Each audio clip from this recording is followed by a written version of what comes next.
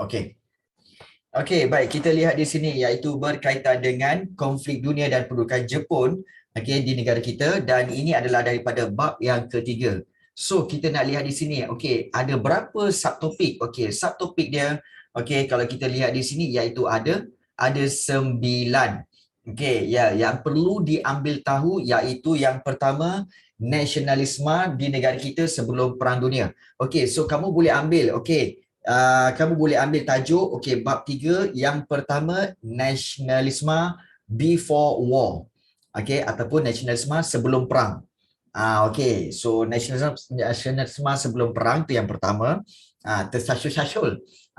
Nasionalisme sebelum perang tu yang pertama. Yang kedua iaitu berkaitan dengan latar belakang Perang Dunia. So yang first of all kita lihat 3.2 iaitu Perang Dunia Pertama. 3.2 iaitu Perang Dunia Pertama. 3.3 Perang Dunia Kedua. Kemudian seterusnya iaitu 3.4 iaitu Perang Dunia Kedua di Asia Pasifik. So 3.3 dengan 3.4 ni sebenarnya sama. Berlangsung pada waktu yang sama. Cuma dia di dua kawasan yang berbeza. Iaitu Perang Dunia yang 3.3 itu, Perang Dunia Kedua itu berlangsung di Eropah. Manakala 3.4 itu adalah Perang Dunia Kedua di Asia Pasifik, dan kita tahu yang kita lawan ialah Jepun. Itu sebab penaklukan Jepun. Kalau yang Perang Dunia yang pertama 3.3 tu, Perang Dunia Kedua yang di Eropah, itu penentangan terhadap Jerman. So itu perbezaan dia. Baik, kemudian disusuli pula dengan, kalau kita lihat di sini, iaitu faktor-faktor kedatangan Jepun ke negara kita. Apakah sebab-sebab dia nak datang?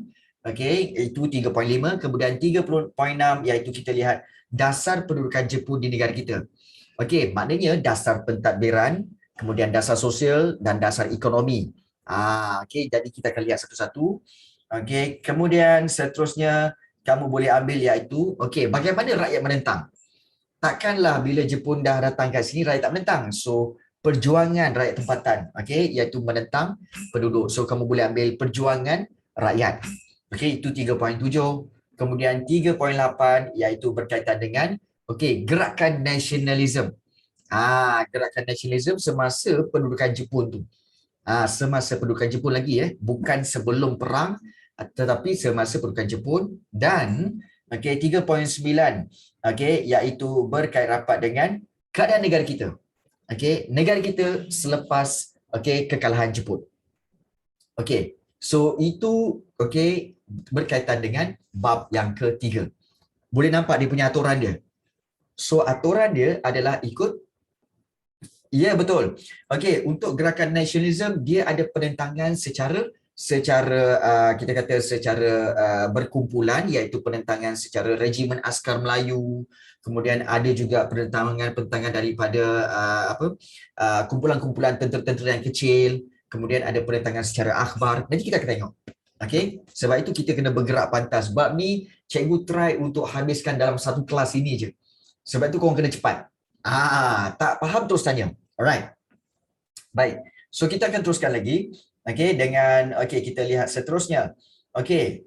Nasionalisme di negara kita sebelum Perang Dunia. So kita tengok 3.1 dulu. Nasionalisme iaitu apa? Semangat cinta akan negara. Itu tak perlu tanyalah.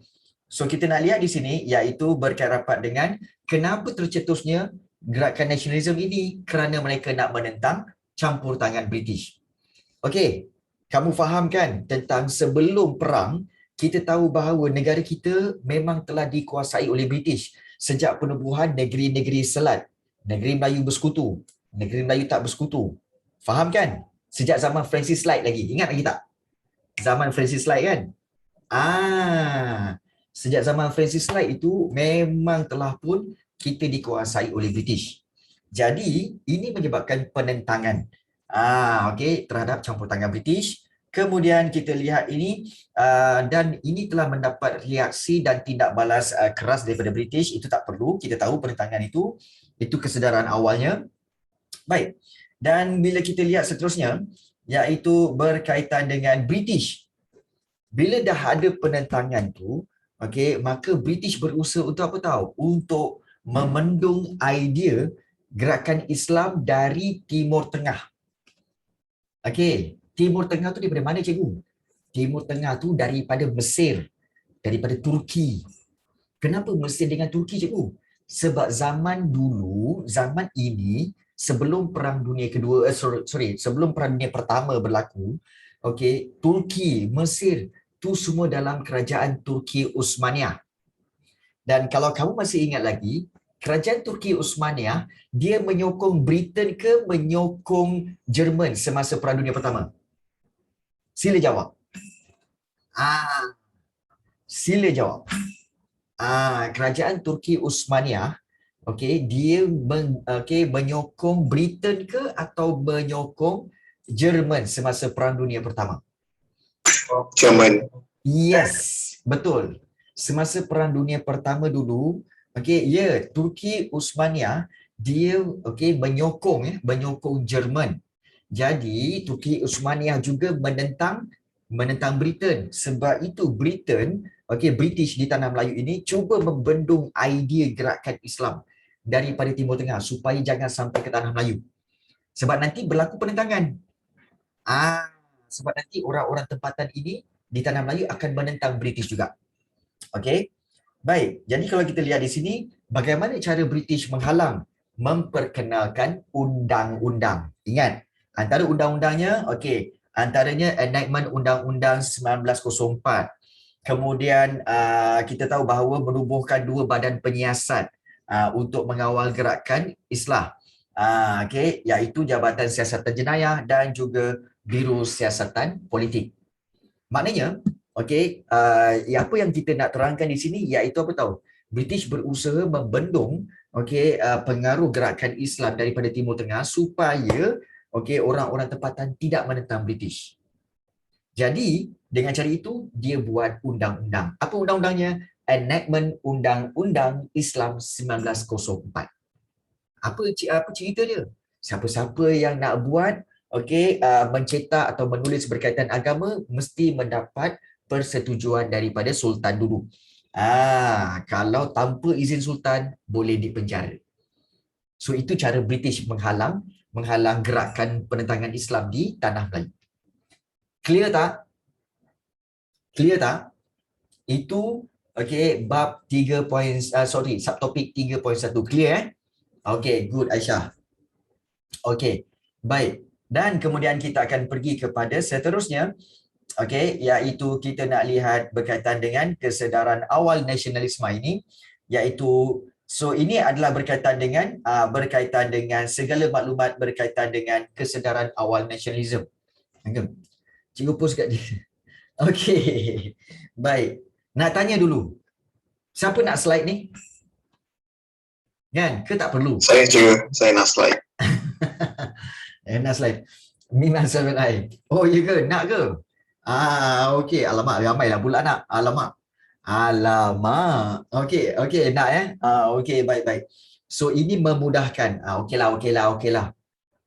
Habis kelas ini, cikgu akan upload dekat Google Classroom dan kamu boleh ambil. Okey? Habis kelas ni cikgu akan upload dan kamu ambil. Jangan lupa ambil tau. Tapi kali ni cikgu terangkan dulu. Boleh buat rujukan pembentangan. Suka hati korang lah. Kalau slide ni korang nak buat pembentangan ke apa, silakan ambil. Ambil baik. So, kita nak lihat kesedaran awal nasionalisme ini. Contoh penentangan siapa? Tok Janggut. Sebab tu dia mentionkan Tok Janggut. Tok Janggut di situ. Jadi, ini menyebabkan berlaku penentangan dan ini yang kita lihat tentang kesedaran awal nasionalisme. Ini tak perlu nak kita huraikan sangat Baik. Kita teruskan dengan dengan seterusnya iaitu ini gambar-gambar Tok Janggut lah. Gambar Tok Janggut. Pahlawan Kelantan tu. Baik. Dan kita akan lihat seterusnya iaitu kesedaran awal nasionalisme seterusnya. Selepas penentangan Tok Janggut, ada juga penentangan menggunakan akhbar, majalah. Tapi tidak boleh dilakukan secara terang-terangan lah. Sebab undang-undang British menghalang orang Melayu untuk untuk menyatakan sikap politik mereka melalui bahan bertulis. Jadi inilah yang berlaku. Ini contoh gambar gambar utusan Melayu, utusan Melayu zaman dahulu, tulisan Jawi lagi kau. Jadi ini contoh-contoh akhbar pada zaman dahulu yang digunakan untuk penentangan terhadap British. Okey, baik. Seterusnya, kita nak lihat di sini iaitu tentang, dah masuk 3.2. 3.2 latar belakang Perang Dunia. Perang Dunia yang pertama kita nak lihat. Iaitu tahun dia, ingat. Take note benda ni, iaitu 1914 hingga 1918. Jangan salah. Dia berlangsung lebih kurang 4 tahun je. 1914 hingga 1918. Maknanya, penentangan nasionalisme tadi, yang penentangan orang-orang Melayu tu terhadap British di tanah Melayu, itu berlaku sebelum Perang Dunia Pertama ni. Nampak tak disusun secara kronologi? Mula-mula penentangan, kemudian sekarang barulah cerita start Perang Dunia yang pertama. Pada tahun 1914 hingga 1918. Dan kalau kita lihat, apakah dia punya punca-punca dia? Pertama, ingat persaingan, ambil tajuk je. Persaingan kuasa imperialis. Ambil tu je. Ambil tajuk je, persaingan kuasa imperialisme. Itu satu. Kemudian yang kedua, kita tahu tentang ada pakatan ketenteraan. Wujud dua pakatan ketenteraan, iaitu kuasa tengah dengan kuasa bertiga. Kuasa tengah dan kuasa bertiga. So ada wujud dua pakatan ketenteraan. Ingat tu. Dan kalau kamu tak ingat dia punya negara-negara dia, kamu boleh buat contoh macam kuasa tengah bermula dengan nama Jerman, negara Jerman. Dan kalau kuasa bertiga bermula dengan negara Britain. Ingat yang perbezaan dia. So kuasa tengah Jerman, kuasa bertiga bermula dengan Britain. Baik. So ini dua sebab. Pertama, persaingan kuasa imperialisme, dan yang kedua, pakatan ketenteraan. Dan yang ketiga, krisis rantau Balkan. Rantau Balkan ni sebenarnya adalah satu kawasan di tasik Balkan, iaitu di kawasan Eropah, di mana di situ ada negara-negara seperti Austria, kemudian ada negara seperti Hungary, kemudian ada seperti Serbia, Bosnia dan sebagainya. So ada krisis kat kawasan itu, iaitu berlaku pembunuhan Archduke Franz Ferdinand. Itu paling penting. Nama penting dia, Archduke Franz Ferdinand. Jadi kita tahu itulah menyebabkan pencetus kepada Perang Dunia Pertama. So ada 3 sebab Perang Dunia Pertama, iaitu persaingan kuasa imperialisme, kemudian juga pakatan ketenteraan, dan yang ketiga iaitu krisis rantau Balkan. Take note benda tu so itu Perang Dunia Pertama. Baik, dan inilah dia orang yang telah menembak mati Franz Ferdinand, iaitu Gavrilo Princip, seorang pengganas daripada Serbia. Dan juga ini senjata yang digunakan oleh Gavrilo Princip ni. Dia telah menembak, dan ini gambaran peristiwanya lah. Berprinsip kot dia ni. Mungkin Anuja berprinsip lah kot. Baik. So itu berkaitan dengan Perang Dunia Pertama dan faktor-faktornya. So kita lihat seterusnya, iaitu ini adalah rentetan daripada peristiwa tu. Bermula dengan pembunuhan Archduke Franz Ferdinand, bermula dengan pembunuhan itu, maka kalau kita lihat di sini iaitu Austria-Hungary dengan Jerman isytihar perang terhadap Serbia. Austria-Hungary dengan Jerman isytihar perang terhadap Serbia. Kemudian daripada situ, sekejap kalau kita lihat, baik, daripada situ kalau kita lihat, Rusia pula bantu Jerman. Jangan tengok tarikh, tengok dia punya flow. Bermula pembunuhan Archduke Franz Ferdinand, kemudian Austria-Hungary dengan Jerman isytihar perang terhadap Serbia. Rusia pula bantu Serbia. Rusia bantu Serbia. Kemudian Jerman pula isytihar perang terhadap Rusia. Sebab apa? Sebab Rusia bantu Serbia. Nampak kat situ tengok flow dia. Jadi di situ kemudian kita lihat Jerman juga isytihar perang terhadap Perancis. Sebab Perancis cuba bantu Serbia dan Rusia, maka bila Jerman isytihar perang terhadap Perancis, dia kena lalu Belgium. Maka dia ceroboh Belgium untuk serang Perancis. Daripada situ, ini menyebabkan Britain marah. Britain kata apa? Belgium tu neutral.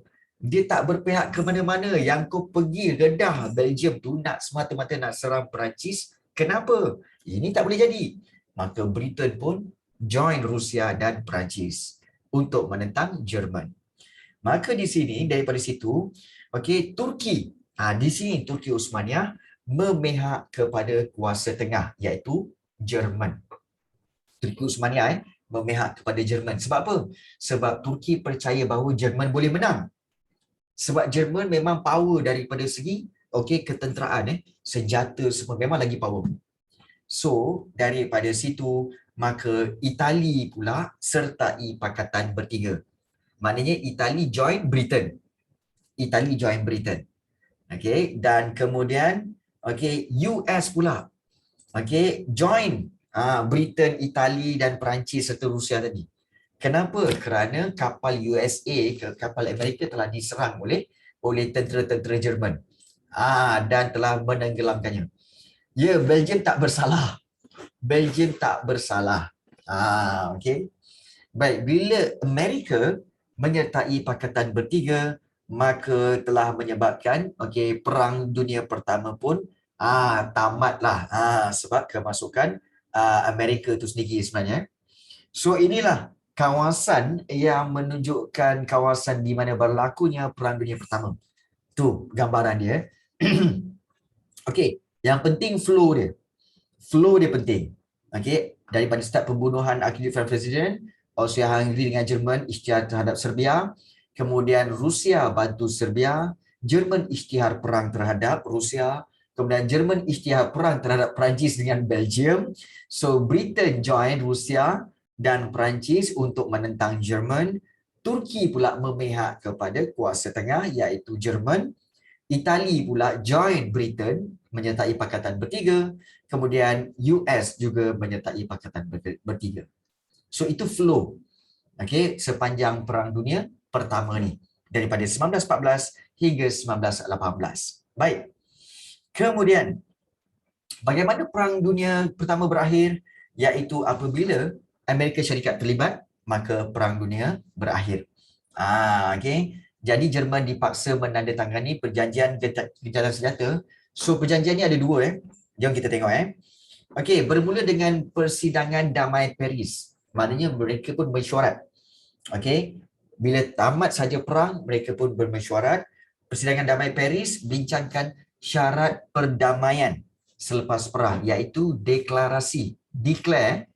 Itu paling penting. Deklarasi 14 perkara Woodrow Wilson. Itu paling penting. So, dalam deklarasi itu, dalam persidangan damai itu mereka setuju untuk dua perkara. Pertama, iaitu nasib sesebuah negara biarlah ditentukan oleh rakyat bangsa itu sendiri. Maknanya nasib negara itu bergantung kepada rakyat itu sendiri, itu satu. Dan yang kedua, mestilah sempadan negara berasaskan bangsa. Means that kalau bangsa tu semua bangsa Jerman, so sekeliling itu adalah dia punya sempadan bangsa Jerman. Sebelah sini bangsa apa? Bangsa Serbia. Ini adalah sempadan negara bagi Serbia.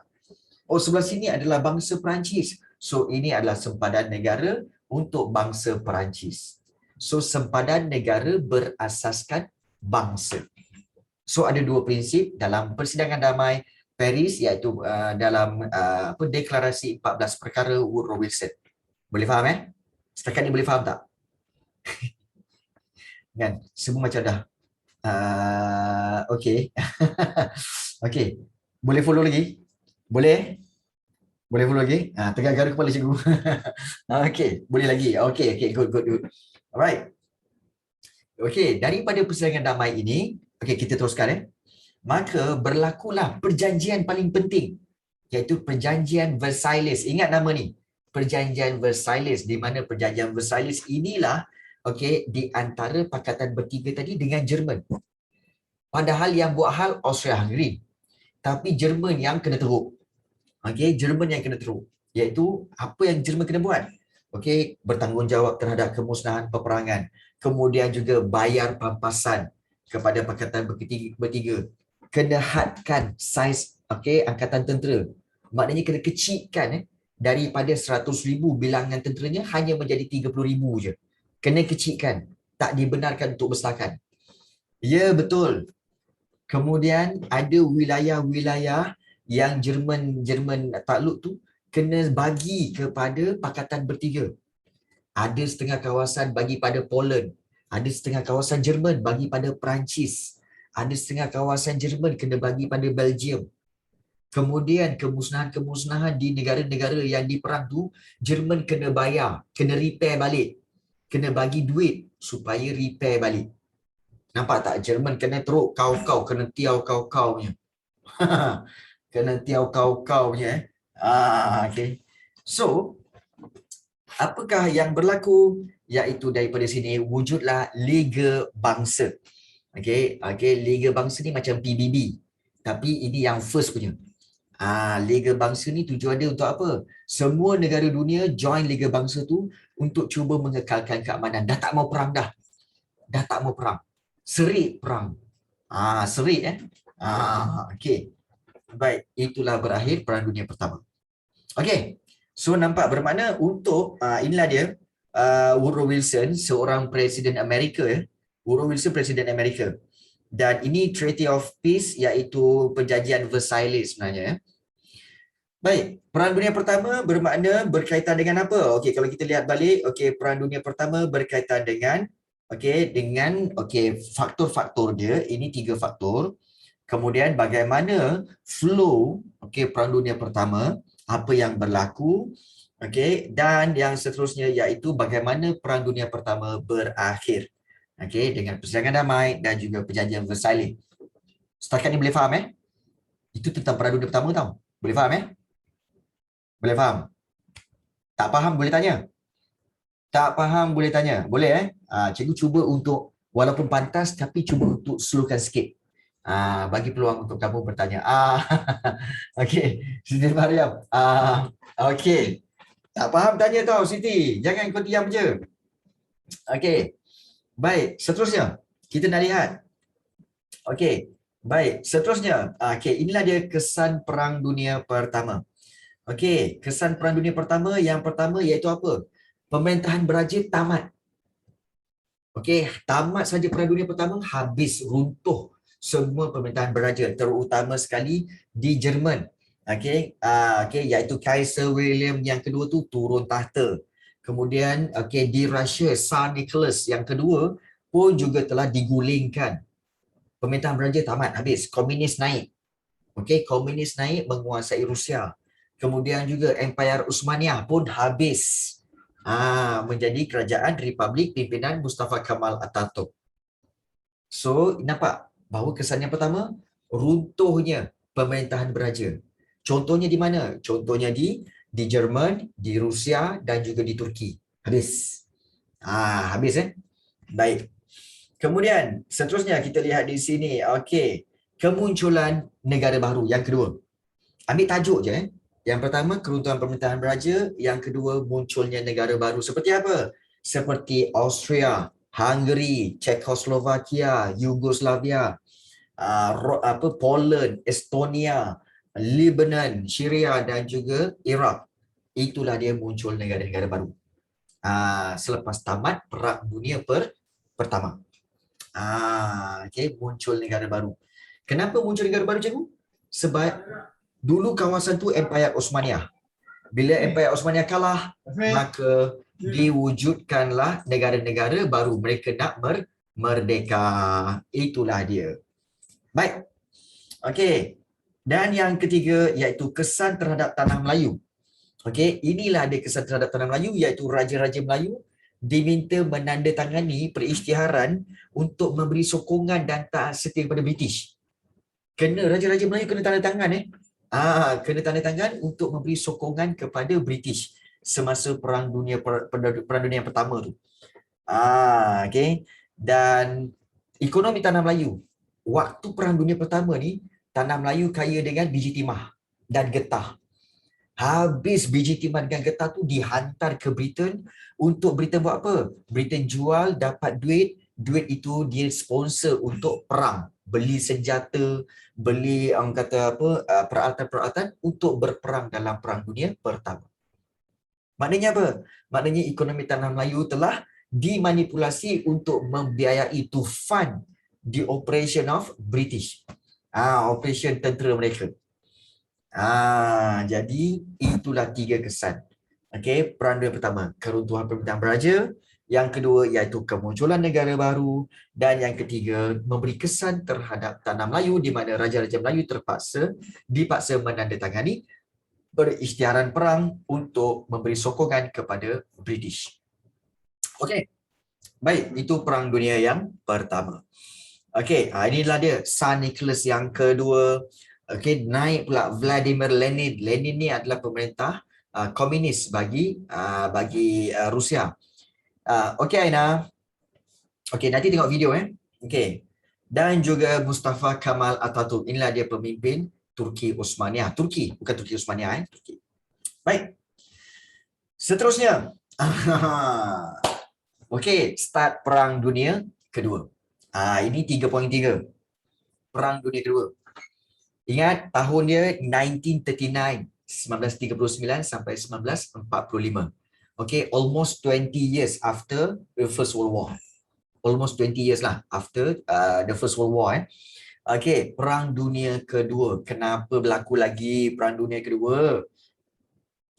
That is mayat tak diterima bumi. Why is that? Okay.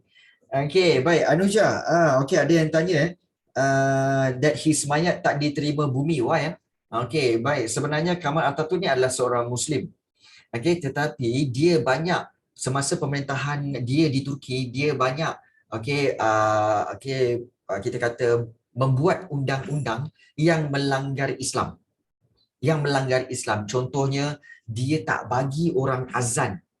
You just imagine, dia Muslim, dia halang orang Islam untuk azan di masjid. Itu yang pertama. Kemudian yang kedua, orang-orang Islam yang bekerja di pejabat-pejabat digalakkan pakai skirt, ikut moden. Dia ikut modernization daripada western modernization. So dia sangat membawa masuk pengaruh-pengaruh barat ke dalam Turki. Kemudian mempersembahkan arak lah apa semua kan. So ini menyebabkan sebab itu kematian dia itu menjadi begitulah. Betul betul. Dia bagus dari segi peperangan tapi dia tak bagus dari as a pemimpin Islam lah, dia tak bagus. Itu sebenarnya nak kata dia jahat tak jugalah kan, tapi itulah. Tapi kalau dengar cerita dia sebenarnya adalah ada kita kata sebagai Israel punya blood lah. Israel punya blood. Untuk kubur dia kan, untuk kubur dia betul ke? Tak. Sebenarnya dia telah dihimpit dengan batu besar berbentuk marmar. Batu besar kiri dan kanan, kemudian ditutup. Itu je. So dia tak boleh masuk dalam tanah. Sebab tanah tak nak terima dia. So batu-batu semua telah tutup di mayat dia. Batu-batu besar tu. Okey. Jahat lah cikgu tak bagi azan. Itulah pasal. Okey, baik, kita teruskan. Okey, Perang Dunia Kedua, kita nak tengok Perang Dunia Kedua. Yang pertama sekali kita nak lihat berlaku di dua tempat. Ingat Perang Dunia Kedua, cikgu tak nak korang confuse. Memang berlaku di dua tempat, iaitu di Eropah dan di Asia Pasifik. Asia Pasifik ni sebenarnya Asia di sekeliling lautan Pasifik lah. Seperti Jepun, China, kemudian juga seperti tanah Melayu, Vietnam, kemudian juga Borneo. Itu semua di sekeliling lautan Pasifik. So dipanggil Asia Pasifik. Okey. Baik, so kita nak lihat di sini, berkait rapat dengan itu yang pertama, melibatkan dua pakatan, kuasa paksi dan bersekutu. Ingat kalau Perang Dunia Kedua, kuasa paksi, kuasa bersekutu. Kalau Perang Dunia Pertama, kuasa tengah dan juga kuasa bertiga. Kuasa tengah, kuasa bertiga. Okey, Perang Dunia Pertama. Perang Dunia Kedua iaitu kuasa paksi dan kuasa bersekutu. Ingat tu. Dia ada dua, ada part tu. Baik. Kenapa tercetusnya Perang Dunia Kedua di Eropah? Pertama, kemunculan ideologi baru. Maknanya kemunculan ideologi yang pertama iaitu fasism. Kamu nampak tak? Itali dan Jerman gerakan politik yang radikal iaitu fasism di Itali dan Nazism di Jerman. Baik, fasism ni sebenarnya adalah fahaman yang mementingkan negara melebihi individu. Maknanya mementingkan negara, segala-galanya untuk negara, lebih daripada kepentingan individu. Itu fasism. Manakala Nazism ni sebenarnya adalah ideologi di mana menganggap bahawa orang Jerman adalah golongan ataupun kita kata bangsa yang terhebat. Itu Nazism. Menganggap bangsa Jerman sebagai bangsa yang terhebat. Itu Nazism. Okey. Dan kalau kita lihat apa yang di sini wujudnya watak yang paling penting iaitu Adolf Hitler. Ingat Adolf Hitler wujud pada Perang Dunia Kedua, bukan yang pertama. Yang pertama tak ada.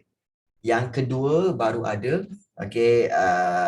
Adolf Hitler, dan juga beliau ni memang gempak ketepikan penjajahan Versailles. Penjajahan Versailles kata apa? Okey, Jerman kena kecilkan angkatan tentera. Tak ada. Aku bina angkatan tentera dan juga besarkan lagi angkatan tentera. Okey, Liga Bangsa-Bangsa kata apa? Jangan menceroboh negara lain. Aku menjajah negara lain dengan menduduki Rhineland. Rhineland ni dulu sebenarnya Jerman punya, tapi telah diserahkan kepada Perancis. Sekarang dia nak balik. Dia invade balik. Gempak tak gempak lah. So, itu pertama. Faktor tercetusnya Perang Dunia Kedua iaitu kemunculan ideologi baru, iaitu fasism dan juga Nazism. Ingat tu, dua tu Fasism untuk Itali dan Nazism daripada Jerman. Baik. Kemudian, faktor yang kedua, tak puas hati. Faktor Perang Dunia yang kedua, iaitu yang kedua ni iaitu tidak puas hati dengan perjanjian Versailles. Kerana apa? Kerana Jerman anggap perjanjian Versailles itu tak adil. Dia dah hilang tanah jajahan. Mana Aci? Lepas tu kena bayar pampasan perang yang tinggi pula tu. Kemudian Itali pun tak puas hati. Sebab apa? Masa Jerman kalah dulu, kau tak bagi pun kat kita orang tanah. Walaupun zaman tu kan Itali kan join Britain kan. Tapi Itali tak dapat apa-apa. Jadi dia orang lain tak puas hati lah. Kan? Itali tak puas hati lah. Cakap, korang semua dapat tanah, aku tak dapat apa. Ini tak adil. Kan?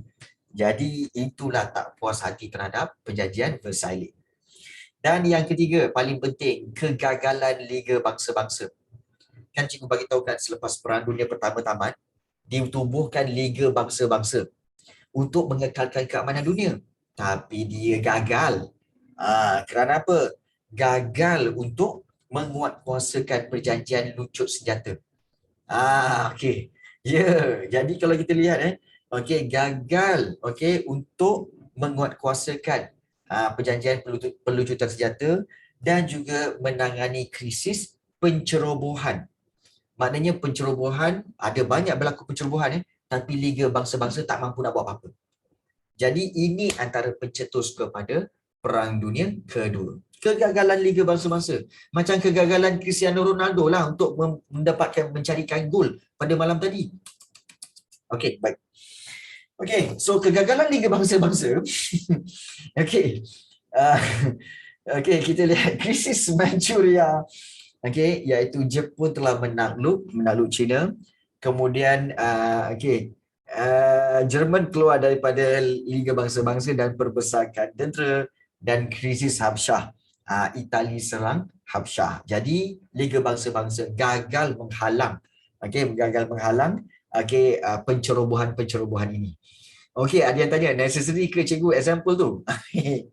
Alah, kan gurau je kan. Baik. Baik, kita lihat di sini. Okey. Perang Dunia Kedua di Eropah bermula dengan Perang Dunia Kedua di Eropah. Okey. Mula-mula Jerman, okey, penaklukan Jerman terhadap Eropah Barat di mana ingat nama serangan yang Jerman buat untuk menakluki negara-negara Eropah di sekelilingnya adalah iaitu serangan Blitzkrieg. Kamu nampak Blitzkrieg tu?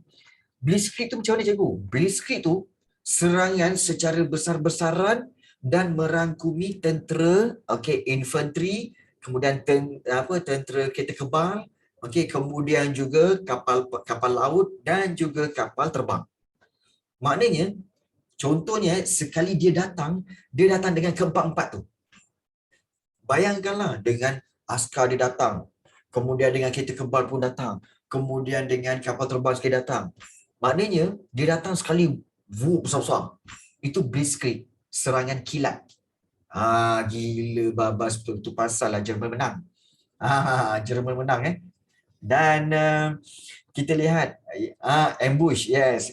Yang kedua, okey, iaitu kalau kita lihat pengeboman Britain. Britain telah dibom. Jerman melancarkan serangan laut dan udara terhadap Britain dan memusnahkan pelabuhan-pelabuhan penting hingga menjejaskan ekonomi Britain. Bayangkanlah, punyalah berani. Dia serang Britain. Ini kerja siapa? Hitler lah ni. Baik, penaklukan Jerman terhadap Eropah dan pengeboman Britain. Kemudian yang ketiga, penyertaan Itali dalam perang di Eropah. Di mana kalau kita lihat, okey, Itali telah isytiharkan Britain dengan Perancis perang. Kerana apa? Masih lagi tak puas hati, tak dapat tanah jajahan tu kan. Jadi tentera Itali pun menyerang Perancis manakala daripada selatan, manakala Jerman pula serang daripada arah utara. Perancis kena kau-kau ni. Okey. So penyertaan Itali dalam perang di Eropah. Dan juga yang keempat, serangan Jerman ke atas Rusia melalui operasi Barbarossa. Barbarossa ke Barbarossa Barbarossa rasanya. Yes. Okey. Dan operasi ini bertujuan untuk menguasai bandar-bandar besar Rusia seperti Leningrad, Moskow dan juga Stalingrad. Sebab Hitler punya cita-cita besar nak kuasai Eropah. Cita-cita besar Baik. Perang Dunia Kedua, ingat 4 faktor dia, ataupun 4 dia punya rencana dia. Penaklukan Jerman, pengeboman Britain, kemudian penyertaan Itali dalam perang di Eropah dan serangan Jerman ke atas Rusia. Itulah dia Adolf Hitler. Itulah dia Adolf Hitler. Yang ada lambang Nazi tu kan. Nazism Baik. So kita lihat di sini seterusnya. Inilah dia. Bagaimana Jerman daripada negara di tengah-tengah Central Europe tu, dia bergerak menyerang di sekelilingnya. Nampak hebat hebatlah tu. Tentera Jerman. Alright. So kita lihat seterusnya. Iaitu bagaimana berakhir Perang Dunia Kedua di Eropah. Ini cerita di Eropah.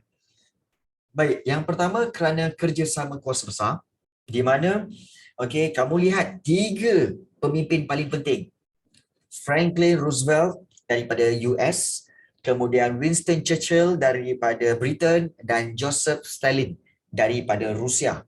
Mereka bergabung, berbincang dan mereka telah membuat strategi, membuat keputusan politik dan ketenteraan, dan mereka telah diketuai oleh komander tertinggi daripada Amerika. Jadi kerjasama kuasa-kuasa besar ini iaitu Amerika, Britain dan juga Rusia menyebabkan Perang Dunia Kedua berakhir.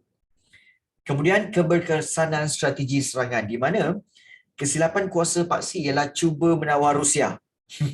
Iaitu operasi Barbarossa tu, dia gagal. Sebab apa? Tentera-tentera Jepun ni, tentera-tentera Jerman ini kalah dengan cuaca yang sejuk di Rusia. Menyebabkan mereka gagal untuk menguasai Rusia dan mereka pun telah lemas semangat.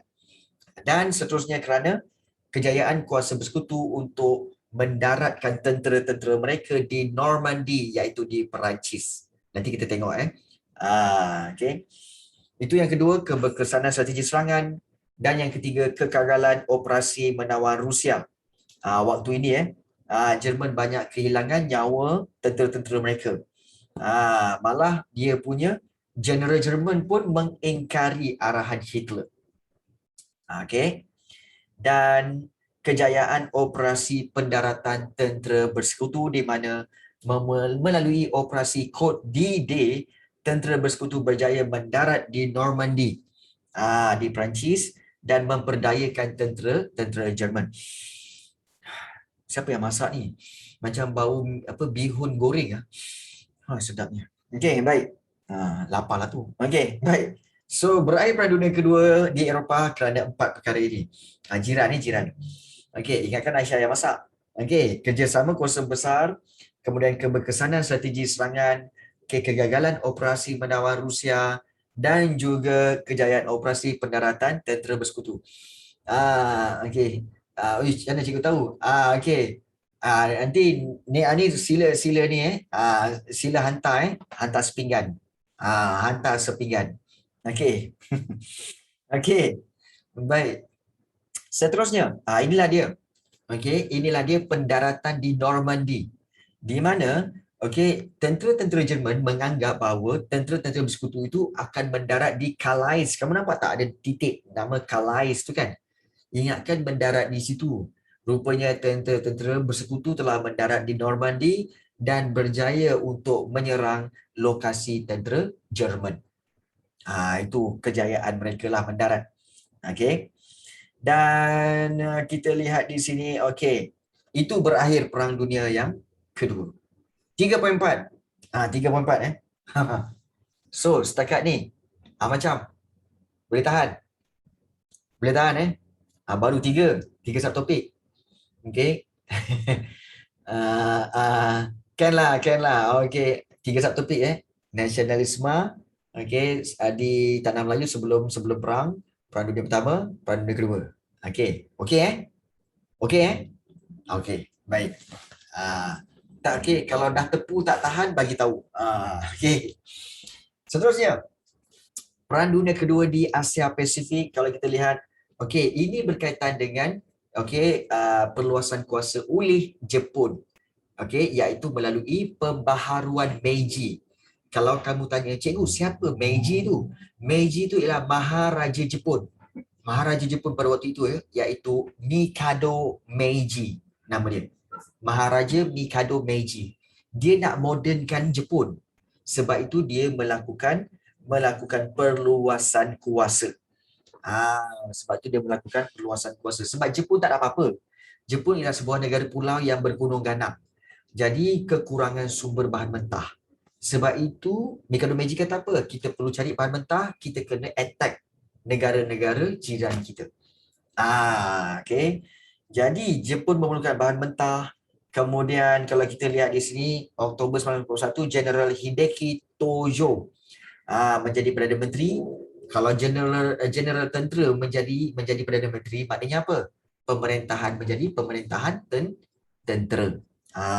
Jadi kita lihat kita lihat itu dasar perluasan kuasa Jepun. Yang kedua, sekatan ekonomi terhadap Jepun. Di mana kalau kita lihat pihak bersekutu iaitu Amerika, Britain semua, mereka telah mengenakan sekatan ekonomi. Diorang tak nak hantar bahan-bahan mentah yang diperlukan oleh Jepun kepada negara Jepun. Diorang tak nak hantar dah. Dulu diorang hantar.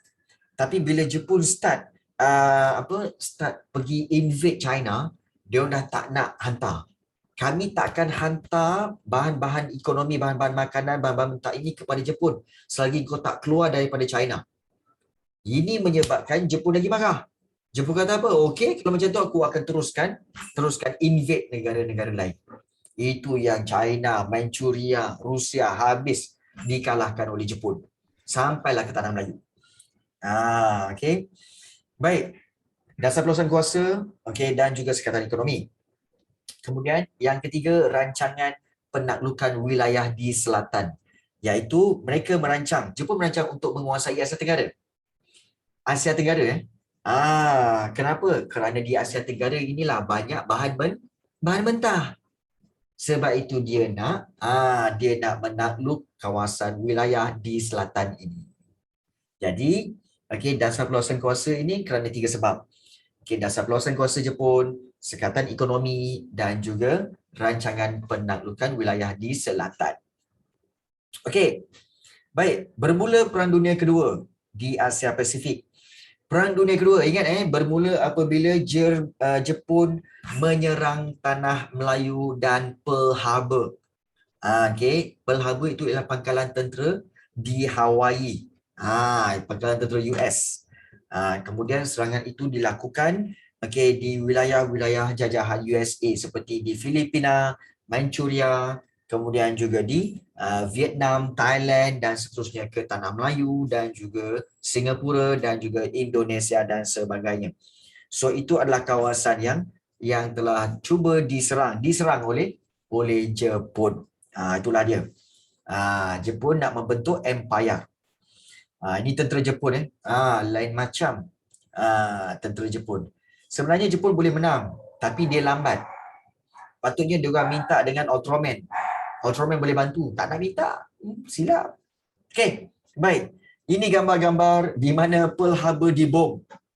Nampak tak Pearl Harbor dibom Jepun menyerang Pearl Harbor iaitu pelabuhan tentera di Hawaii. Nampak tak? Kesan letupan dan juga pengeboman besar-besaran ni. Kenapa Jepun tukar bendera? Okey. Kenapa Jepun tukar bendera? Okey. Kerana untuk memberikan kita kata sebagai satu simple sebenarnya. Dan juga mungkin Jepun ada alasan dia kenapa. Asalnya Jepun dia punya gambar dia ialah matahari. Dia ada cahaya-cahaya macam tu kan. Dia ada warna merah, jalur merah macam tu bulat kat tengah kan. So sekarang ni yang kata apa jalur-jalur tu dah tak ada. Tinggal bulat je. Merah. Mungkin mereka nak menghilangkan image penaklukan kot. Dia kalau matahari memancarkan macam menakluk kan. Nak menghilangkan idea gambaran sebagai penakluk lah kot. Kod. Kan. Baik, 3.5. Okey, faktor-faktor kedatangan Jepun ke negara kita. Sebab apa? Sebab pertama, nak sumber bahan mentah. Itu confirm lah. Jepun datang ke tempat kita untuk apa? Untuk bahan mentah. Kemudian strategi ketenteraan. Di mana kedudukan kita ni memang sesuai untuk ketenteraan Jepun. Menjadi pangkalan tentera. Di Singapura, dan sebagainya. Kalau kita lihat, dua sebab eksploitasi sumber bahan mentah dan juga kepentingan strategi ketenteraan. So ambil point kat situ ya. Ini gambaran poster propaganda Jepun. Jepun kata apa? Jepun kan guna propaganda. Asia untuk Asia. Semangat Asia. Dia meniupkan semangat itu. Dia kata apa? Kan kita ni sama-sama Asia. Nampak tak mata kita sama-sama sepet? Dah kita sama sepet. Saya Jepun sepet. Kamu Melayu pun sepet. Yang Cina pun sepet. Tak apa, kita bersatu. Kita menentang Britain. Britain tu bukan sepet. Dia bukan orang Asia. Ni Asia untuk Asia ni. Nampak tak? Jadi, di situlah, sebab itu Jepun mendapat sokongan orang Melayu dan penduduk-penduduk tanah Melayu. Nampak? Untuk menghalau British. Tapi Mak Lelen, Mak Lelen tu nombor 2 kan. Mak Lelen tu nombor 2 kan. Tapi ayah seorang kan. Ni ayah korang. Ayah korang. Ayah seorang. Mak Lelen baik. Kan? Kalau mak seorang juga pening kepala, macam mana boleh lahir anak 40 orang ni? Ingat apa, berudu ke apa? Berudu Baik. Seterusnya kita lihat di sini. Syad. Syad jangan cakap kuat-kuat. Baik. Kemudian kita lihat serangan Jepun terhadap negara kita. Mata bulat saya bukan Asia ke? Kalau mata bulat bukan Asia tu. Kalau mata bulat tu belah-belah Europe tu. Belah-belah Europe Baik. Serangan Jepun terhadap negara kita bermula dengan, ingat Jepun mendarat serentak di pantai Sabah, Kota Baru, Kelantan dan juga Thailand pada 8 Disember 1941 dan juga telah berjaya menguasai keseluruhan tanah Melayu pada 15 Februari setelah Singapura ditawan. Last kali masa bila? Ingat tak? Okey, yang Lieutenant Adnan. Lieutenant Adnan tu kalah kat mana? Kalah dekat Singapura lah. Dia lah last kali tu. Dekat Singapura tu Lieutenant Adnan yang korang baca dalam novel tu, kan? Novel Komsas tu. Itulah dia. Kan? Jadi inilah dia tanah Melayu. Diserang daripada atas. Okey, daripada atas dia turun ke bawah sampailah ke Singapura. Nampak tak tu? Okey, ada daripada Patani, ada daripada Kota Baru. Kemudian ada daripada Singgora. Kemudian dia orang turun ke bawah. Dia orang turun ke bawah, ada yang jalan kaki, ada yang naik basikal. Okey, naik basikal tak tahan tu. Naik basikal Baik. So ini serangan Jepun. Okey, tentera Jepun mendarat di Thailand, kemudian memasuki Kedah, berpecah dua. Satu pasukan ke Penang, satu lagi menuju ke pesisiran pantai barat. Okey, satu pasukan lagi ikuti jalan darat, menuju bandar-bandar utama. Dan yang sebelah sana tu tentera Jepun mendarat di Kota Baru, Kelantan. Kemudian turun ke bawah. Baik, kemudian datanglah dua kapal daripada Britain, iaitu kapal Repulse dan juga Prince of Wales. Untuk menyekat kemarahan Jepun. Dia nak hantar tentera-tentera. Tapi belum apa lagi telah ditenggelamkan oleh tentera-tentera Jepun. Tak sampai lagi dah kena tenggelam. Alamak. Kan? Jadi inilah kehebatan tentera Jepun. Nampak tentera Jepun naik basikal tu? Naik basikal kau. Okey. Jadi ini serangan Jepun terhadap negara kita. Baik. Ini serangan Jepun di Borneo pun sama juga. Serangan Jepun di Borneo. Kemudian kita lihat seterusnya. Dasar pendudukan Jepun di negara kita. Bila Jepun dah kuasai negara kita, Jepun perkenalkan, ingat kita dah belajar tentang sistem pemerintahan. Sistem pemerintahan beraja, sistem pemerintahan demokrasi, kan? Tapi bila Jepun datang ke tanah Melayu, Jepun memperkenalkan sistem pemerintahan tentera. Ingat tu, pemerintahan tentera. Jepun melakukan pemerintahan tentera. Dan dasar pentadbiran tentera Jepun. Kalau kita lihat di sini, tanah Melayu digabungkan dengan Sumatera. Digabungkan dengan Sumatera dengan membentuk kawasan pertahanan khas diletakkan di bawah pentadbiran tentera Jepun. Dan ada beberapa perubahan yang telah berlaku. Kamu lihat dalam nota tu, Singapura dah tukar nama. Singapura menjadi Shonanto dan tanah Melayu menjadi Malai Baru. Ingat nama-nama tu Singapura jadi Shonanto dan juga tanah Melayu menjadi Malai Baru.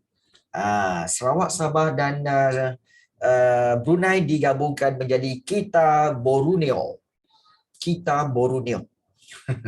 Dan semua dipimpin oleh Gubernur Jeneral Angkatan Tentera Jepun. Baik, itu dasar pentadbiran dia. Dan juga dasar terhadap Raja-Raja Melayu. Jepun ni baik dengan Raja-Raja Melayu. Ingat tu. Jepun dia baik dengan Raja-Raja Melayu iaitu dia mengiktiraf kedudukan Raja-Raja Melayu ni. Dia iktiraf. Sebab itu Sultan-Sultan diletakkan di bawah pengawasan Gubernur Jepun, menerima pencen dan sebagainya. Baik. Dasar terhadap kepimpinan tempatan, di mana kalau kita lihat Jepun beri peluang kenaikan pangkat kepada pemimpin tempatan yang ada pendidikan. Baik Jepun ni. Malah Jepun telah menubuhkan satu institusi latihan pemimpin-pemimpin muda dipanggil Koakorenjo. Nampak kat bawah sekali tu. Koakorenjo. Itu untuk melatih orang tempatan dalam pentadbiran. Dahsyat Koakorenjo tu. Ini nama-nama Jepun. Baik. Itu dasar Power Ranger, dasar pentadbiran. Dasar ekonomi, ingat dasar ekonomi dia sistem ekonomi kawalan. Yang mula-mula tu, sistem ekonomi kawalan. Di mana Jepun perkenalkan rancangan pengeluaran 5 tahun lah apa semua. Dan paling penting kita nak lihat di sini iaitu mata wang Jepun dicetak menggantikan mata wang yang digunakan oleh British, iaitu mata wang apa? Mata wang pokok pisang. Dicetak banyak-banyak. Itu yang berlaku inflasi ya. Tu dia. Nampak tak? The Japanese government. Ni okey, duit pokok pisang sebab ada gambar pokok pisang, ada gambar pisang kat situ. Kita tengok pun pisang. Okey, baik. Okey. Jadi di sini ada catuan makanan di mana digunakan untuk mencatu makanan sebab makanan sukar untuk diperolehi. Dicatu ya, dibahagi-bahagikan. Itu dasar ekonomi. Dasar pentadbiran, ingat okey, dasar pentadbiran tadi, petition to bring pisang back to life. Okey, yang kedua dasar ekonomi dan yang seterusnya iaitu kita lihat tentang dasar sosial. Pendidikan Jepun, ingat kalau pendidikan Jepun memang tutup semua sekolah Inggeris, sekolah Cina tutup. Okey. Dan sebab apa? Jepun berusaha memupuk nasionalisme Asia, iaitu menghapuskan pengaruh barat dan menanam setia kepada Jepun. Pendidikan, okey, setia pada Jepun. Itu yang pagi-pagi ada nyanyi lagu. Mungkin Maharaja Mikado Meiji tu ada nyanyi lagu Jepun kan. Onna onna ineta ineta na ineta onna onna ina. Tu lagu lain. Okey, baik. Kemudian macam lagu Doraemon tu Dora. Oh salah salah. Okey, baik. Sikap. Okey. Kemudian kita lihat sikap Jepun terhadap agama. Okey, Jepun baik. Okey, Jepun baik Kenapa bau ni? Sekarang ni ada bau apa tahu? Bau ada bau Shin Ramyun. Ada bau ramen. Siapa pula masak ramen ni? Okey. Baik, sikap Jepun terhadap agama, Jepun menghormati agama Islam lah. Okey, baik. Dan ada catuan dan juga ada penghasilan makanan. Di mana kalau kita lihat, alright Dina. Okey. So Jepun menggalakkan penduduk menanam bekalan makanan sendiri melalui kempen tambah lebih banyak makanan.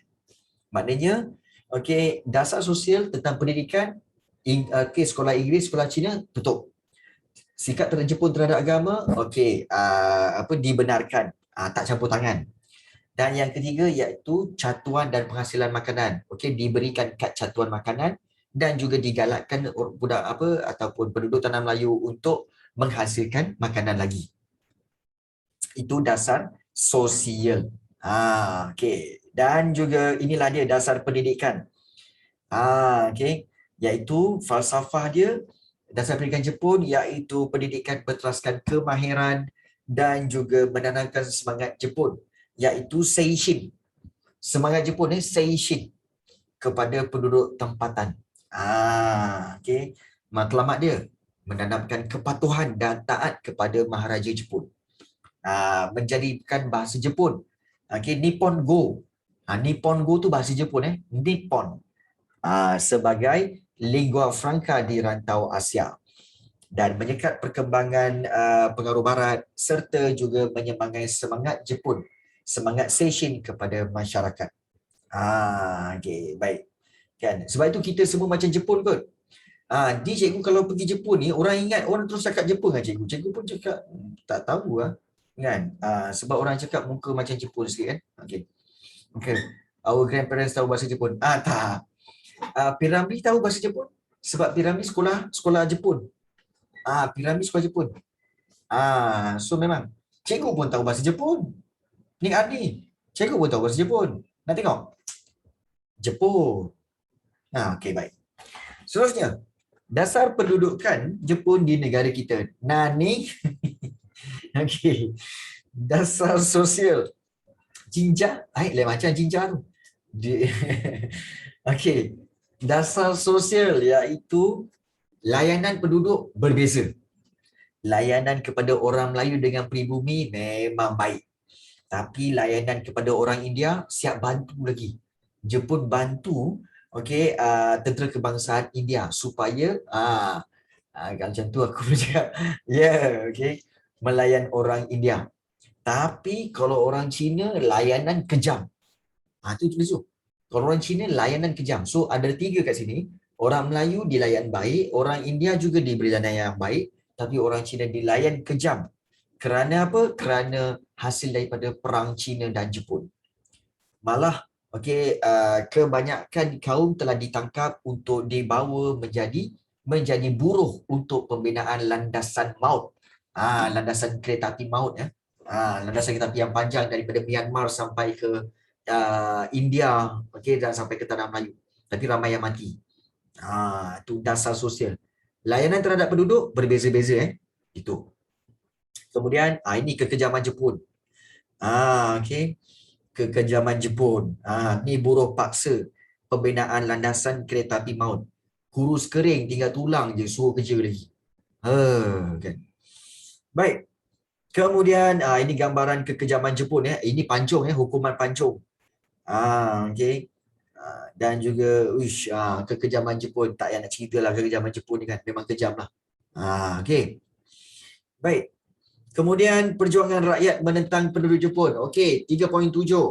Subtopik 7, Regimen Askar Melayu, Benteng Pertahanan Tanah Air, iaitu inilah dia, pasukan yang dianggotai oleh Lieutenant Adnan, Regimen Askar Melayu. Yang pada awal-awal tu, yang menentang Jepun sampai ke Singapura kan. Inilah dia, Regimen Askar Melayu. Kemudian juga MPAJA. Ingat MPAJA? Malayan People's Anti-Japanese Army. Ingat MPAJA, Malayan People's Anti-Japanese Army. So MPAJA ni sebenarnya adalah satu pertubuhan di bawah PKM, Parti Komunis Malaya. Tujuan dia untuk sabotaj Jepun. Untuk perang gerila dan sebagainya. Itu MPAJA. Kemudian MPAJA ada bekerjasama dengan Force 136. Force 136 adalah wakil tentera-tentera British. So MPAJA dengan Force 136 bekerjasama untuk menentang Jepun, cuba untuk menghalau Jepun. So MPAJA dapat bantuan apa? Dapatlah bantuan senjata, ubat-ubatan daripada tentera British. Itu yang hebatnya tu MPAJA ni. Kan? Serta berlaku juga kerjasama antara Parti Kuomintang dan juga MPAJA, di mana Parti Kuomintang adalah gerila Cina. Yang menentang tentera Jepun di tanah Melayu. Jadi mereka lah yang telah bekerjasama dengan MPAJA, iaitu untuk menentang tentera Jepun. So yang ini 4. Baik. Kemudian ini Force 136. Satu lagi Force 136, iaitu ini adalah pasukan daripada British sebenarnya. Dan ada juga anggota-anggotanya daripada orang-orang tempatan. Inilah dia. Lieutenant Adnan Saidi pun ada. Kan? Regimen Askar Melayu dan pasukan Wataniah Pahang. Ini dia perjuangan rakyat menentang penduduk Jepun. Pendudukan Jepun Baik. Penentangan individu ada juga. Tadi secara ketenteraan, yang ini secara individu. Antara individunya iaitu Gurchan Singh, Lion of Malaya, yang dia banyak menjadi wartawan, kemudian beliau telah melakukan sabotaj landasan kereta api, pernah ditangkap tapi berjaya melarikan diri. Itu Gurchan Singh. Satu lagi iaitu Sibyl Katigasu. Sibyl Katigasu ni sebenarnya adalah jururawat. Dia banyak membantu orang-orang yang cuba menentang, orang-orang yang cedera ketika menentang tentera Jepun. Dia beri ubat, dia beri rawatan, tapi akhirnya beliau telah ditangkap dan diseksa. Bayangkanlah, diseksa oleh tentera-tentera Jepun. So dua orang ni kamu kena ingat Gurchan Singh dan juga Sibyl Katigasu. Sibyl Katigasu. Dan itu penentangan secara individu.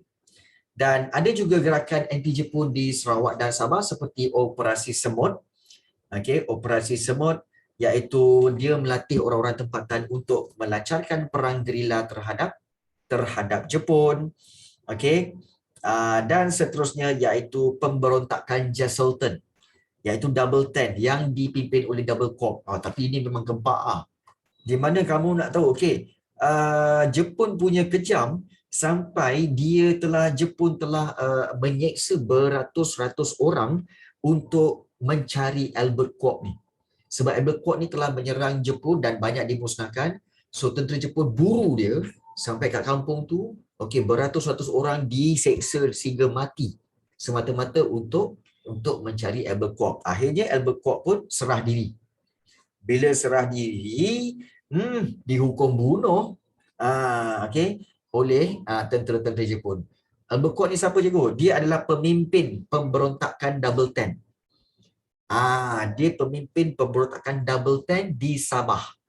Jesselton tu di Kota Kinabalu, Sabah. Kota Kinabalu, Sabah. Gempa Albert Kuok ni. Alright. Baik. Okay. So itu 3.7 iaitu penentangan orang tempatan. 3.8 perkembangan gerakan nasionalisme tempatan, iaitu apa yang berlaku iaitu wujudnya semangat anti penjajah, iaitu slogan Asia untuk Asia. Lingkungan kemakmuran Asia Timur Raya telah mewujudkan persaudaraan sejagat.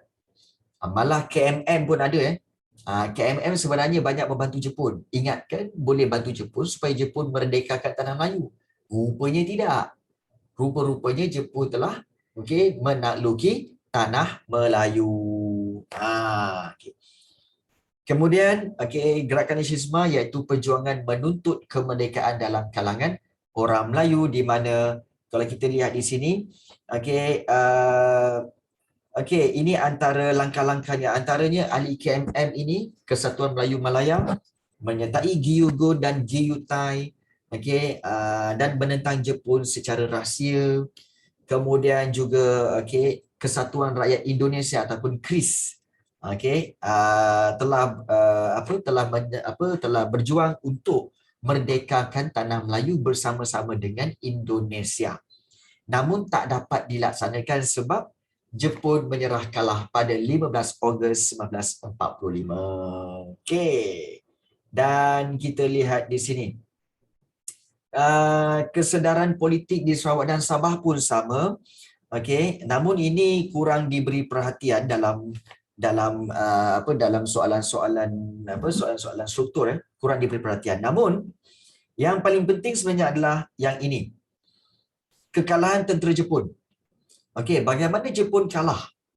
Iaitu apabila 6 Ogos 1945, kamu tengok tu, bom atom Little Boy digugurkan di bandar Hiroshima. Hiroshima dulu Little Boy Hiroshima, 6 Ogos.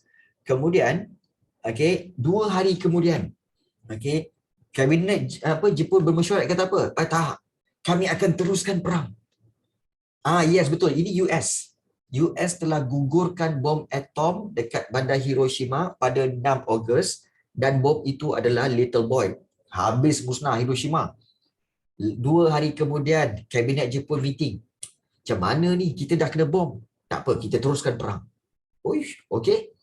Kemudian esoknya US gugurkan lagi bom iaitu bernama Fat Man. Dan kali ini digugurkan di bandar Nagasaki. Ingat Little Boy di Hiroshima, Fat Man di Nagasaki. Selang lebih kurang 3 hari je. Ambil ubat. Dan pada waktu inilah, selang seminggu kemudian, lebih kurang 5-6 hari, Maharaja Hirohito kata, okeylah, kami kalah. Nama dia apa? Little Boy dan Fat Man. Tak tahulah. US bagi nama tu. So Jepun kata, okeylah, kami menyerah kalah. Dan Jepun hanya minta agar Maharaja tu terus diiktiraf sebagai pemerintah. Itu je. Tapi kami menyerah kalah. Okeylah. Jadi inilah gambaran dia. Kamu tengok Hiroshima dan Nagasaki punya meletup macam tu. Bentuk macam cendawan dah. Bentuk macam cendawan. Habis clear. Kamu tengok Nagasaki dengan Hiroshima clear bila gugurnya bom atom. Nampak tak bahayanya bom tu Baik. Jadi inilah dia peristiwa dia. Nampak? So inilah para awak pesawat. Awak tu maknanya anak kapal Okey, anak kapal yang telah menggugurkan bom-bom atom ini. Okey. So Enola Gray telah jatuhkan bom atom itu dan satu lagi tu dia telah gugurkan dan dia pusing balik. Cendawan Shitake. Okey. Okey. Maka kalau kita lihat di sini, Jepun pun menyerah kalah, letaklah senjata, okey, dan dia letak. Jadi bila keadaan lepas negara kita kalah, lepas Jepun kalah, kalau kita lihat, okey, pendaratan, okey, pertama tentera British pun mendarat 3 minggu selepas Jepun menyerah kalah. Kemudian Lieutenant General Masao Baba pun menyerah kalah, okey, di Labuan. Kemudian General Hiyo Yamamura pun menyerah kalah di Kuching, Sarawak. Okey, seorang-seorang tentera Lieutenant Jepun menyerah kalah dan Lord Mountbatten pun menandatangani pernyataan menyerah kalah. Begitu juga General Tezo Ishiguro pun juga menyerah kalah di Kuala Lumpur. Okey, menyerah kalah. Okey. Jadi, bila kalah, apa yang berlaku? Bintang 3 iaitu MPAJA tadi yang menentang Jepun tu, diorang keluar daripada hutan masing-masing dan mereka menguasai pejabat-pejabat pentadbiran. Mereka menjalankan undang-undang sendiri dan bintang 3 ini telah mentadbir Tanah Melayu selama lebih kurang 14 hari je. 2 minggu cuti sekolah. 2 minggu cuti sekolah je. Bintang 3 kuasai Tanah Melayu ni. Namun orang Melayu pun bertindak balas. Dengan seperti tokoh-tokoh seperti Haji Saleh Abdul Karim, kemudian Tuan Haji Bakri, okey, dengan tentera Selempang Merah dan Khalifah Parang Panjang, mereka telah menentang bintang 3 ini. Maka berlakulah, kita katakan, suasana negara yang tidak aman. Berlaku rusuhan kaum dan pergaduhan dan sebagainya. Jadi itulah yang berlaku. Akhirnya bagaimana penentangan itu selesai, iaitu usaha-usaha oleh Datuk Onn Jaafar, iaitu Datuk Onn Jaafar lah yang berjaya memujuk Kiai Saleh, tak payahlah berperang, bebaskanlah orang Cina yang ditahan tu. Itu ya dia. Kemudian Raja-Raja Melayu pun sendiri pun pergi jumpa penduduk-penduduk dan bagi tahu supaya janganlah bergaduh antara orang Melayu dengan orang-orang Cina. Jadi begitu juga di Sarawak pun sama juga, ketegangan kaum. Namun pada akhirnya, perintah berkuruh berjaya menghalang pertumpahan darah antara kaum. Dan itu telah menyebabkan kita pun tamatlah. Tamatlah. Tamatlah bab yang ketiga.